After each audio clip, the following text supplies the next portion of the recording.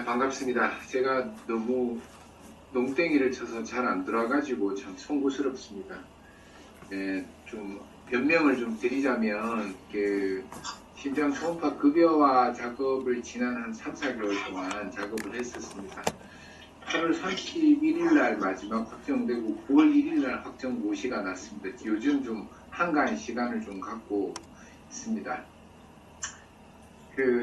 이 심장 초음파 급여화 과정에 이제 제가 개원이 대표로 참석을 했었는데, 이 협상 과정이 들어가 보니까 생각보다 참 힘든 전쟁이었습니다. 우리하고 이해관계가 다른 분들, 학교에 계시는 분들이나 또 개원에 있는 분들 입장이 다 다르고 해서 좀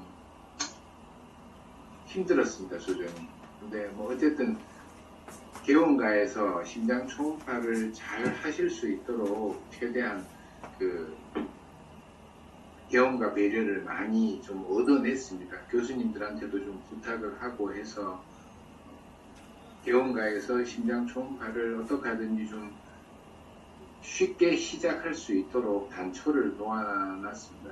교수님들 대표, 그러니까 심장학회, 한국 심초음파학회 대표 선생님하고 좀 싸우기도 싸우고 또 대화도 하고 이러면서 한 3, 4개월을 보냈던 것 같습니다. 심평원보다는 우리 교수님들하고 의견이 달라가지고 좀 힘들었었는데, 어쨌든 제가 농땡이 친 배경을 좀 오늘 좀 양해를 좀 구하면서 이렇게 좀 시작을 하겠습니다. 심장 초음파 급여화 이렇게 대비하자는데 제 강의는 오늘 어떻게 심장 초음파를 해야 된다는 이야기는 잘 없고, 이 중에 우리 영임초 스님들 중에 심장 초음파를 안 하시는 스님들이 꽤 있으신 걸로 아는데, 제가 강조드리고 싶은 것은 심장 초음파 이제 지금까지는 안 하셨더라도 앞으로는 부디 꼭 시작하십시오. 그러는 당부의 말씀을 좀 드리고자 이렇게 강의를 준비를 했습니다. 또 스님들 주위에 모임이 있으시면 나가셔가지고 꼭 심장 초음파가 이번에 급여화가 정말 개원가에 유리하게 잘 되었다 하시면 정말 편하게 되어 있다는 것을 한번 강조를 해주시고 좀 하실 수 있도록 전도를 좀 부탁드리겠습니다. 의사, 이제 김일봉 원장님 늘 하시는 말씀이지만 이 초음파는 의사가 다 전 영역을 다 할 수 있어야 된다고 생각합니다. 내과 의사가 고혈압 당뇨 환자 진료하면서 심장 초음파를 안 한다는 거는 일종의 좀 청진기를 사용을 안 하면서 고혈압 당뇨 환자 진료하겠다는 거하고 똑같은 이야기인 것 같습니다. 반드시 하셔야 되는데 지금부터 왜 하셔야 되는지 이유를 좀 설명해 올리겠습니다. 네, 8월 31일 날까지 협상이, 9월 1일부터 심장 초음파 급여화인데 8월 31일 저녁까지 협상이 왔다 갔다 하면서 좀 치열하게 진행이 돼가지고 고시는 어쨌든 8월 31일 날 나왔습니다. 네. 요지는 심장 초음파 검사는 진료하는 의사가 심장 질환이 있거나 아니면 의심되어도 요양급여로 할 수 있습니다. 꼭 질환이 있어야 하는 건 아닙니다. 환자 증상이 있으면 상복부 초음파, 하복부 초음파 같이 다 의심되면 다 할 수 있는 걸로 되어 있습니다. 누가 해야 되노? 심장 초음파는 의사가 직접 해야 된다고 Q&A에 나와 있습니다. 이전까지는 테크니션들이나 방사선사나 간호사들이 해주는 것을 허용을 했었는데, 이번 오시에서는 의사가 직접 하도록 넣었습니다. 저희 대한내과의사회에서 좀 집중해서 그걸 했는 건데, 이거를 다 풀어놔버리면 건강관리협회나 이런 센터들 여러 기사들을 많이 고용하는, 심장내과에서조차도 기사들을 많이 고용해가지고 한 시간 안에 수십 케이스를 해버리는 이런 경우가 있기 때문에, 그런 경우를 방지하기 위해서 반드시 의사가 직접 하는 것으로 그걸 고시를 놨습니다. 지금 당장 바로 적용은 어렵습니다만은 향후에는 이쪽으로 계도하도록 결국은 진행이 되어 갈 것입니다. 그래서 현재 안 하고 계시는 선생님들도 의사가 직접 하시는 것으로 방향을 잡으시는 것이 적절할 것 같습니다. 예, 이전에는 4대 중증질환, 심장 판막 질환의 협심증 이런 거 있을 때만 됐는데 이제는 의심되면 다 할 수 있습니다.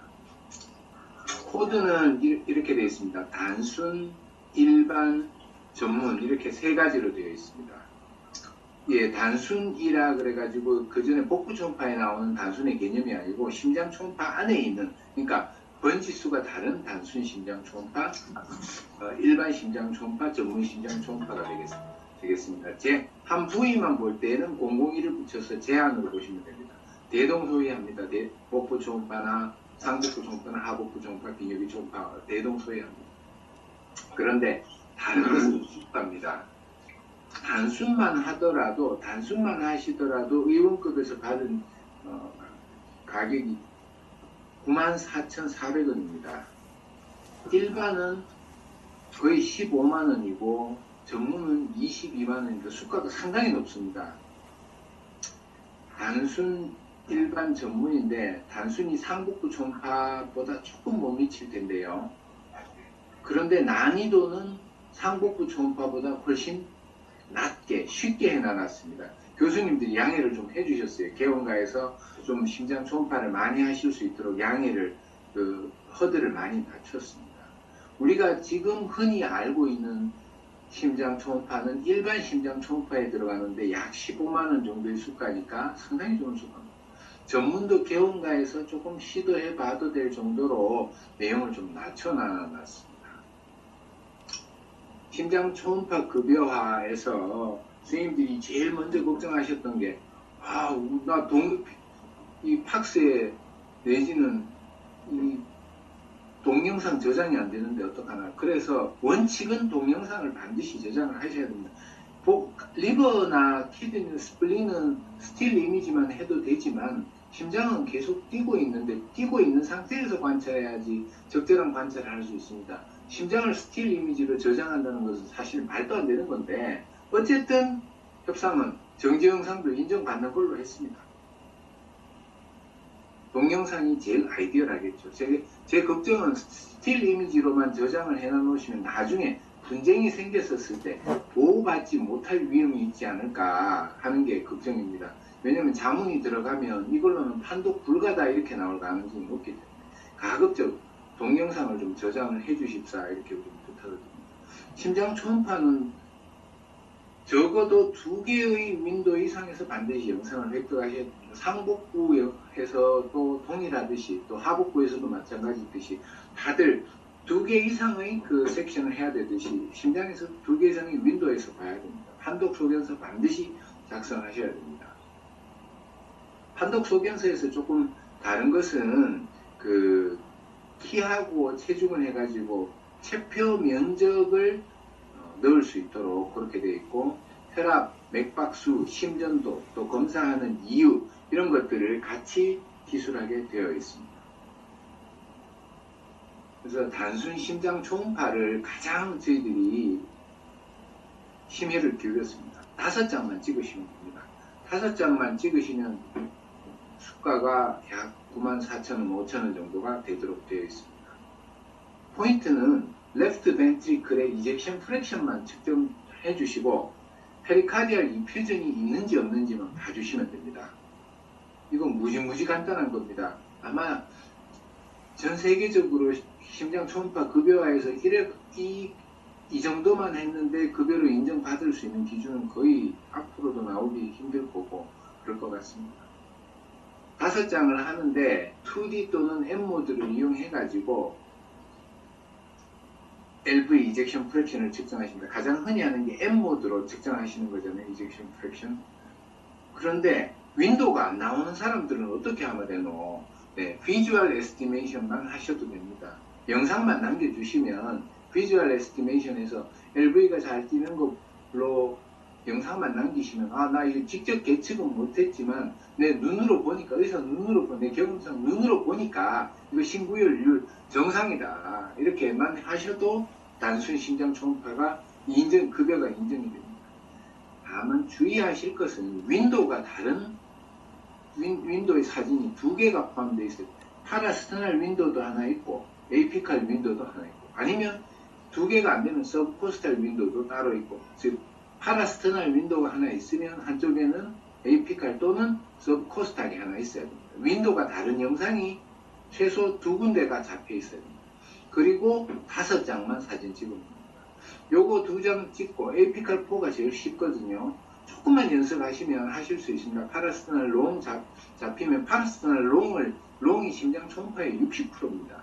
이거 잡으시고 에이피칼 하나 잡으시고 M모드 잡으시고 하시면 당장 3장이거든요. 거기서 파라스터널 숏을 하나 하시든지 아니면 에이피칼 5 챔버를 하시면 되니까 5장 만드는 거는 일도 아닙니다. 이거 제가 하는 거는, 제가 단순히 최근에 좀 많이 하는데요. 그 백신 맞고 와서 가슴 아프다는 분들 때문에 한 조금만 마음 먹고 빨리 하면 3분 만에 다 끝납니다. 수값은 상복부하고 비슷한데 시간이나 난이도는 무지무지 쉽습니다. 그래서 젊고 심장 초음파를 안 하시던 선생님이라도 핸즈온이나 이런 데서 조금 배우시고 젊고 건강한 환자들부터 시작해서 단순을 연습해 보시면 금방 적용해 나가실 수 있습니다. 단순에서 점점 발전해 나가면 일반 전문으로 가실 수 있습니다. 단순 심장 초음파 판독지 저희들 1년 전부터 만들어 가지고 준비했던 건데 이거 그냥 적으실 거 없습니다. 이젝션 프랙션 적어주시고 페리카디알 리퓨전 있는지 없는지만 표시해 주시면 되겠습니다. 없으면 NO, 있으면 있다, 어디에 있는지 좀 그것만 적어주시면 되겠습니다. 그 고시 자체가 이젝션 프랙션과 페리카디알 리퓨전만 주로 포커스를 보고 있습니다. 그래서 꼭 한번 여기 단순 심장 초음파를 이렇게 쉽게 만들어 놓은 거는 최대한 시작을 해보시라는 권유의 의미도 들어가 있습니다. 의사가 직접 해야 되고, 이제 앞으로는 심장 초음파를 안 하고 리스크 스트래티피케이션 한다는 것은 의미가 없어지는 것 같습니다. 꼭 시도해 보시기 바랍니다. 정말 간단하게 심혈을 기울여서 정말 이욕저욕 다 얻어가 먹으면서 단순 심장 초음파 이렇게 쉽게 만들었습니다. 꼭 한번 시도해 보세요. 일반 심장 초음파는요, 단순 심장 초음파에 비해서 사진은 10장 얻어야 되고요. 키는 이겁니다. 일반 심장 초음파는 LV 이젝션 프랙션만 구하면 단순 심장 초음파는 이젝션 프랙션만 구하면 됐는데, 이제는 이완 기능까지 같이 얻어주고 E 오브 E'까지 같이 해야 됩니다. 그 챔버 사이즈를 다 재가지고 다 디멘전을 다 그 판독지에 집어넣어야 됩니다. 밸브도 칼라 도플러를 대고 모양을 봐가지고 정량적이 아니고 정상적으로 리거지테이션이 있다, 스테노시스가 있다, 플로어 슬레비션이 있다 없다를 적어줘야 되고 카디악 스럼바이나 메스나 션트가 있는지를 기술을 해주셔야 됩니다. 판독지 좀 복잡해집니다. 지금 일반 심장 초음파부터는 좀 복잡해지기 때문에 연습이 좀 필요합니다. 그러나 일반 심장 초음파도 결국 도플러 연습만 똑바로 되신다 그러면 그렇게 어려운 내용은 아닙니다.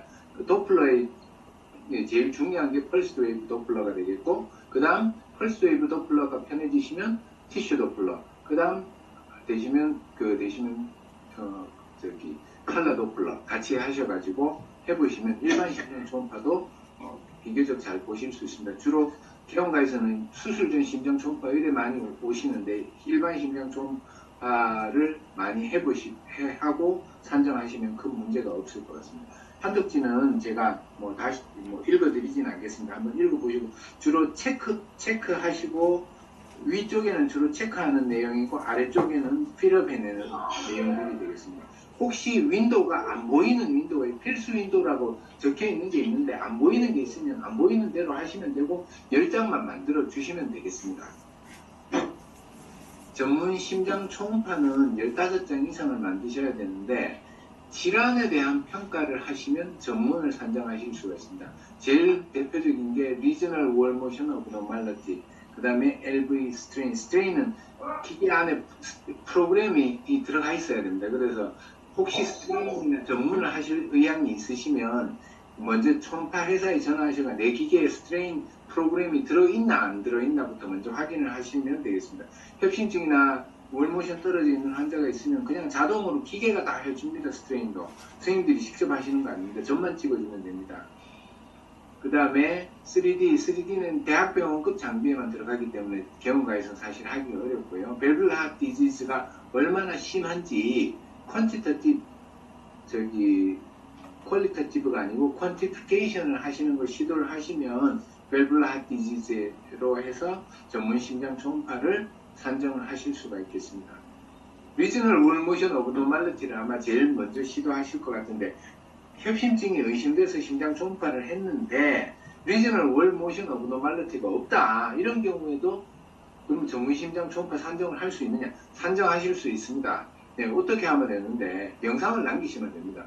파라스날, 롱, 숏, 에이피칼 다 남기시고 중요한 건 확대 영상을 남기셔야 됩니다. 에이피칼 4챔버, 2챔버, 3챔버에서 LV만 나오도록 확대하는 영상이 있습니다. 그 확대 버튼 눌러가지고 LV만 잘 나오도록, LA 안 나오고요. RV도 거의 안 나오도록 해서 이 영상을 같이 남겨주시면 리지널 월모션 오브노말리티 전문으로 산정을 하실 수가 있겠습니다. 스트레인은 기계가 하는 거지 우리가 하는 건 아닌데 프로그램이 있으면 점만 찍어주면 됩니다. 아주 쉽습니다. 그래가지고 마지막에 불사이 가 나오면 전문으로 산정을 하실 수가 있습니다.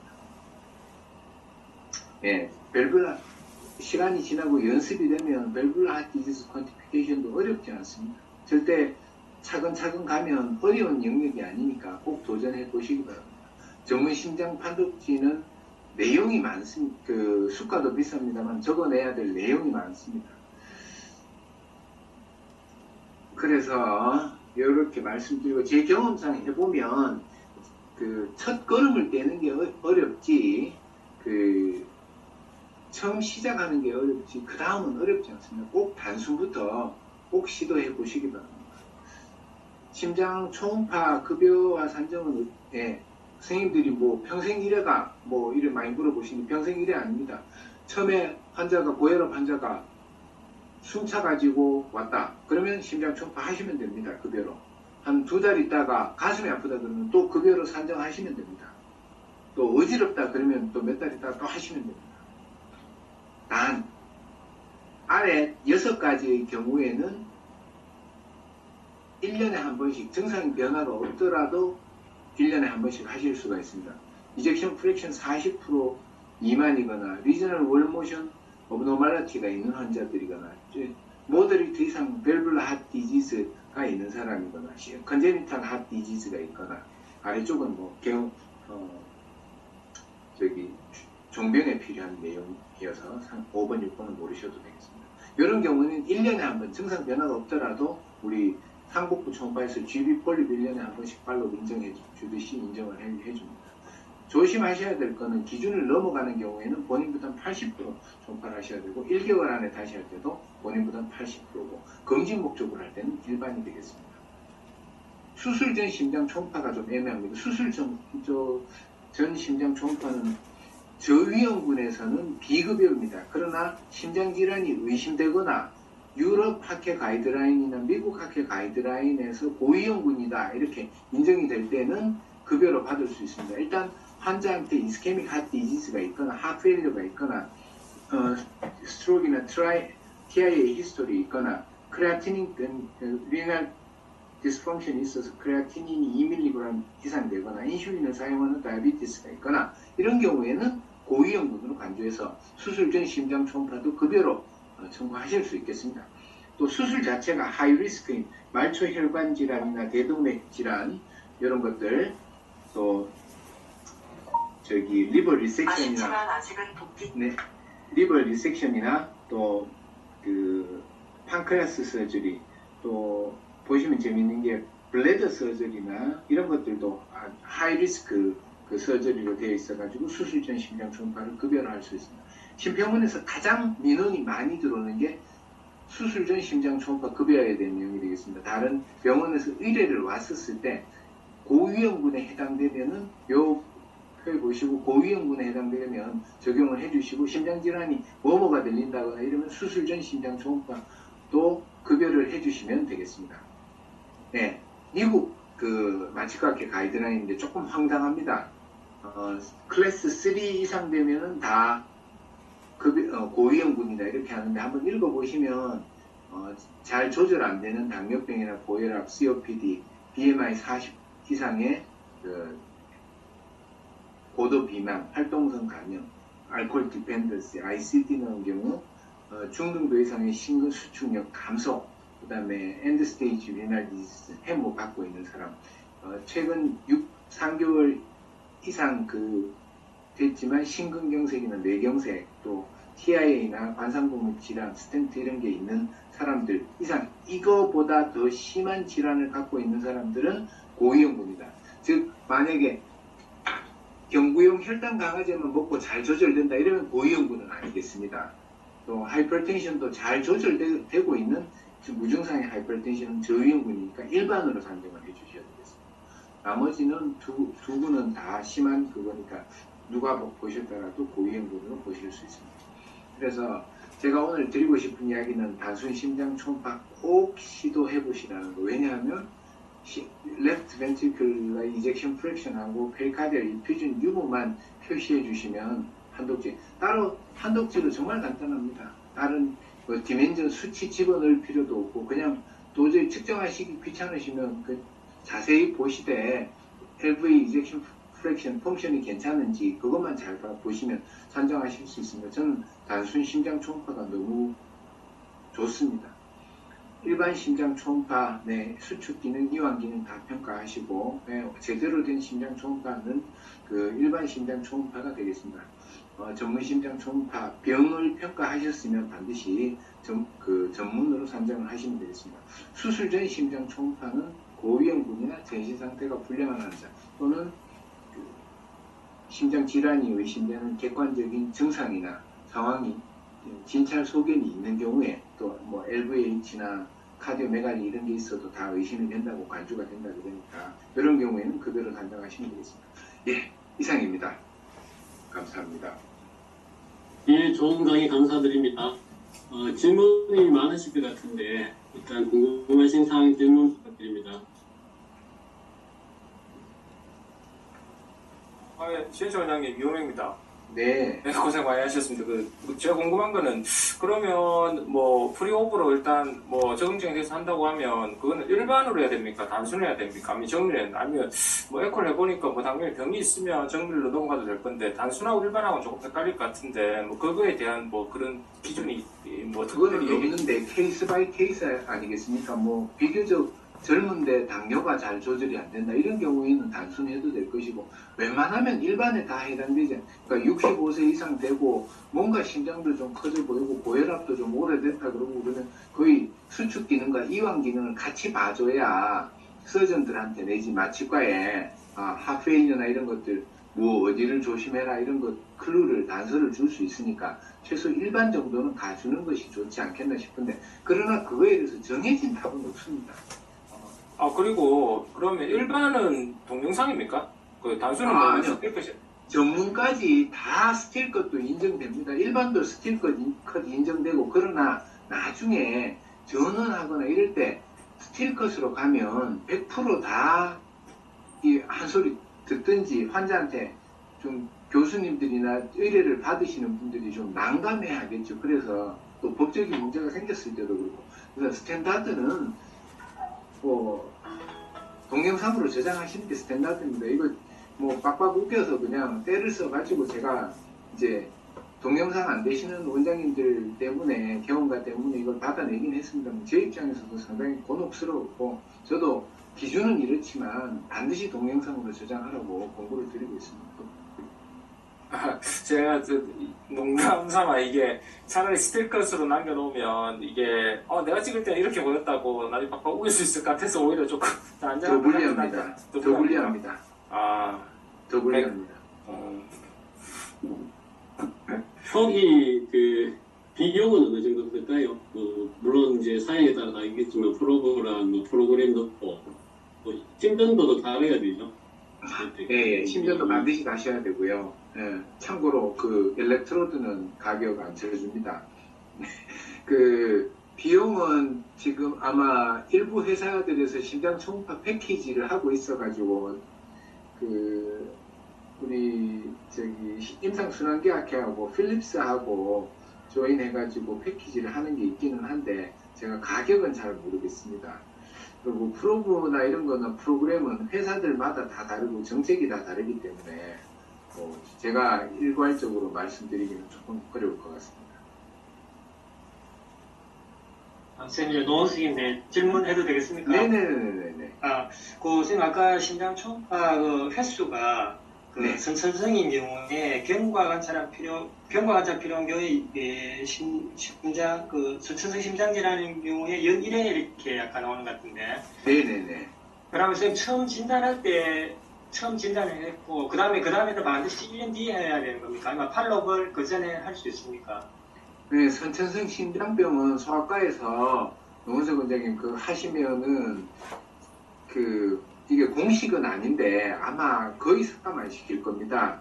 심사평가원에서 소아과나 소아심장 쪽이 어려운 쪽인 걸 워낙 잘 알기 때문에 그냥 일단 법적으로는 1년에 1회인데 1년이라는 건 1월 1일 기준이고요. 그냥 증상 변화가 있다 이렇게 마크하시고 가시면 1년 안에 하셔도 큰 문제 없으실 것 같습니다.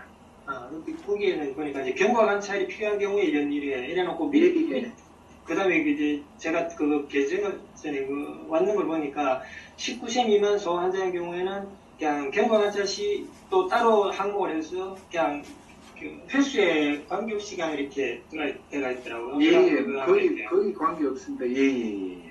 선천성 심장질환 소아과에서 하는 경우에는 심평원 안이나 보건복지부 안의 내부에서도 이거는 거의 터치 안 하겠다.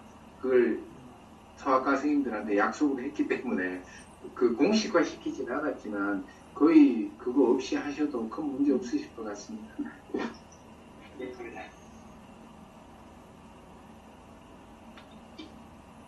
김정훈입니다. 네네.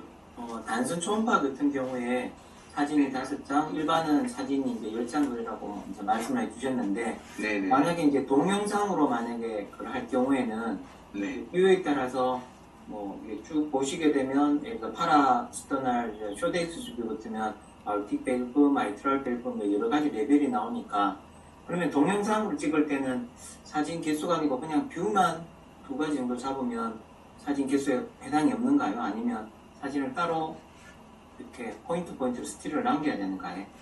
스틸을, 그러니까 윈도우는 최소한 2개의 윈도우는 무조건 들어가야 됩니다. 어떤 쪽에서, 어떤 단순이든 일반이든 정밀이든 윈도우는 2군데가 꼭 들어가야 되고, 파라스터널 롱숏 때 개수는 이제 레벨 자체가 파라스터널 숏 같으면 숏 엑시스 레벨만 해도 최소 기본 3장이 나오지 않습니까? 예. 그거 다 그런 게 다 한 장 한 장으로 다 표시가 되고요. 동영상으로만 하셔도 되고 스틸 이미지를 남기실 필요는 전혀 없습니다.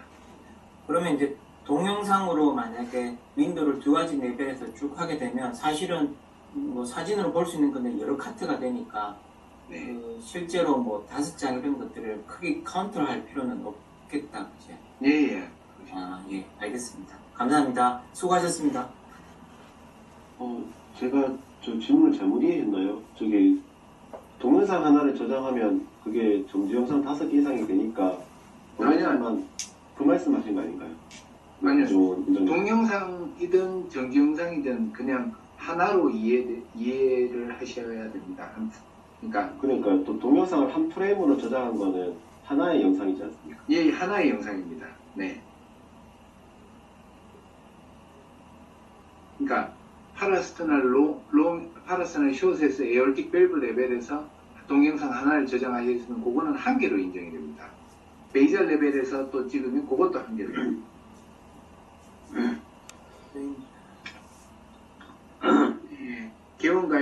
질문이 하나 올라왔는데 김철태 선생님이 개원가에서 보험으로 검사를 하고 애매해서 전원해야 할 경우는 상급병원에서도 당연히 보험으로 검사가 가능합니다. 네, 전혀 걱정 안 하셔도 됩니다. 심장 초음파의 특징이 변동성이 크다는 겁니다. 하페일러 심할 때 우리가 만약에 보고 여기서 이뇨제 많이 주고 치료 열심히 해서 보내면 그 다음 날쯤 가면은 하트페일러도 확 좋아지고 있던 페리카디얼 리퓨전도 확 줄고 카디액 챔버 사이즈도 확 줄거든요. 즉 변동성이 되게 많다는 게 특징이고 당연히 인정됩니다. 네.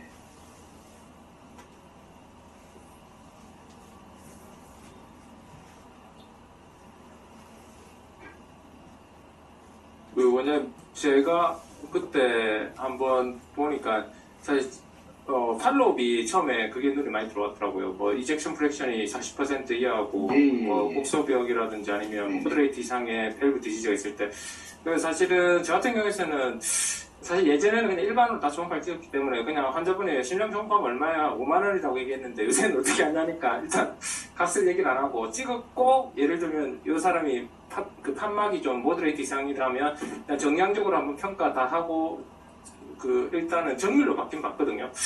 그래서 이게 어쨌든 정밀로 받아라는 게 제가 느낌이 요 고시 기준으로 보니까 팔로 하는 질환들하고 거의 관련이 있는 것 같긴 하긴 하더라고요. 뭐 다 중환 질환이니까 그렇게 설정하긴 하는데 원장님은 지금 요새 어떻게 하십니까? 저는 사실 정밀은 이전에는 안 했거든요. 근데 올해 이번 달부터 좀 정밀을 보고 이젝션 프레이 떨어져 있다든지 진짜 밸브가 정량적으로 평가를 해야 될 것 같으면 일단 정밀로 다 바꿔서 지금 다 청구하고 있긴 있거든요. 네, 저는 9월달 한 달 동안 지금 정밀은 한 케이스만 했습니다. 마이트럴 스테노시스 조금 시비어 마이트럴 스테노시스 한 분이 있어가지고 정밀은 한 분만 했고요. 한 70%는 단순으로 했고요. 왜냐면 그냥 흉통 단순 그 백신 맞고 와서 흉통으로 온 그 친구들이 많아가지고 그 친구들은 5분 안에 해결을 해줘야 되니까 단순을 주로 많이 했고 일반이 뭐 한 20%. 전문은 판박이나 이쪽에 확실히 문제가 있고 이런 경우 아니면 AFib이나 이런 게 동반되면서 전체적으로 이젝션 프랙션 떨어지거나 이러는 경우에 전문으로 산정할 것 같습니다. 네. 사실은 어떻게 보면 조금 뭐 넓게 잡으시는 선생님은 좀 넓게 잡으실 것 같고 실제 원장님은 얘기 들어보니까 조금 그래도 환자를 위해서 좀 약간 스트릭트하게 하긴 하시는 것 같은데 저는 어쨌든 뭐 일단은 중증 질환 그러니까 어쨌든 지금 평가를 해라는 게 정량적으로 평가를 해야 되는 판막 질환 그 다음에 국소벽 운동장애 아니면 글로벌하게 월모션이 떨어져 있다든지 그거에 대해서는 평가를 하라고 하니까 저 같은 경우는 요새 그렇게 나옵니다. 정밀로 좀 내려고 좀 하긴 합니다. 압박을 조금 넣어놨습니다. 협상 과정에서 개원가에서도 기계가 되고 심장 전공하시고 뭐 또 에코 많이 하시는 분들은 전문을 산정해도 인정을 해달라고 요구를 좀 해놔놨고 추이는 좀 지켜봐야 되겠습니다. 예, 정밀이 전문입니다. 네네, 전문이 맞는 용어이겠습니다. 네, 하태경 선생님 질문 올려오셨는데 예. 그럼 한 가지만 제가 좀 질문해요. 만약 우리가 소아심장 같으면은 이제 애들이 막 이렇게 막 도체하고 이런 경우에서 이제 옛날 같으면은 빨리 해서 예를 들어서 뭐 VSD라든지 뭐 TG라든지 진단을 빨리빨리 하고 필요한 것만 보고 하는데 이제 만약 여기는 매저를 반드시 이제 들어가야지만 인증이 되는지 사실 매저까지 하려고 하면은 그래서 뭐 M모드든 심선을 하든 시스톨릭, 다이스톨릭 펑션 매저를 실제 이제 그렇게 필요하지 않은데 진단에는 그거를 이제 반드시 들어가야지 인증이 되는가요? 소아과는 제가 이실 직구하면 소아과 선천성 심장질환 그쪽에는 사실 별로 관심을 안 뒀습니다. 협상할 때 저희들 협상 준비하고 딴 거 그거 해가지고 했는데 소아과에 대한 분위기는 웬만하면 다 인정해주겠다는 분위기였습니다. 그래서 아마 원장님 그렇게 엄격하게 안 하셔도 별 문제 제 느낌에는 없으실 것 같고요. 소아심장 쪽 하시는 학회 쪽에 한번 고시를 다시 한번 그거는 좀 문의를 한번 하시든지 하시면 되는데 어쨌든 분위기는 거의 선천성 심장 질환은 보건복지부 제일 책임자도 손 안 대겠다고 천명을 한 거였으니까 걱정 안 하셔도 될 겁니다. 예, 소아 특성상 이제 우리가 수면 마취를 안 하고 그냥 이렇게 특히 어린애들 막 우는 애들 이제 젖꼭지 빨려서 잠깐 볼 때 저런 매저를 사실은 다 하기가 상당히 어려운 경우가 거의 대다수거든요. 그래서 이제 제가 한번 물어보는 겁니다. 예, 감사합니다.